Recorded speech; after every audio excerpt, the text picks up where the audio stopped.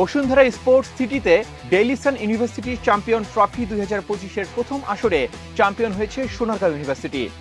বৃহস্পতিবার Bashundhara sports city cricket স্টেডিয়ামে daffodil international ইউনিভার্সিটিকে 8 উইকেটে হারায় সোনারগাঁও ইউনিভার্সিটি। গণ অভ্যুত্থানে আহত ও মানসিকভাবে বিপর্যস্ত বেসরকারি বিশ্ববিদ্যালয়ের শিক্ষার্থীদের মানসিক বিকাশের জন্য বসুন্ধরা গ্রুপ ক্রিকেট টুর্নামেন্ট আয়োজন করে। 21 ফেব্রুয়ারি বসুন্ধরা স্পোর্টস সিটির ক্রিকেট স্টেডিয়ামে শুরু হয় টুর্নামেন্ট। প্রথম আসরে অংশ নেয় 24টি বেসরকারি বিশ্ববিদ্যালয়। ফাইনালে প্রথমে ব্যাটিংয়ে 6 উইকেট হারিয়ে 160 রান করে daffodil international university.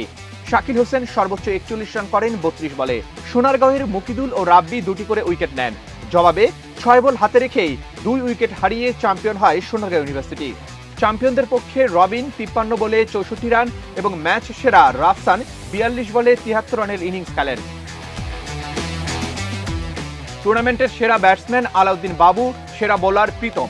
Champion Sonargaon university 2 lakh ও runners up Daffodil university 1 lakh টাকা পুরস্কার পায়। ফাইনালে উপস্থিত ছিলেন ইস্ট ওয়েস্ট মিডিয়া গ্রুপের এক্সিকিউটিভ ডিরেক্টর ইয়াসিন হোসেন পাভেল, বিসিবির মিডিয়া কমিটির চেয়ারম্যান ইফতেখার রহমান মিঠু, বাংলাদেশ জাতীয় ক্রিকেট দলের সাবেক অধিনায়ক মোহাম্মদ আশরাফুল, জাতীয় দলের ক্রিকেটার নুরুল হাসান সোহান সহ অন্যান্যরা। Arman Ali, Daily Sun.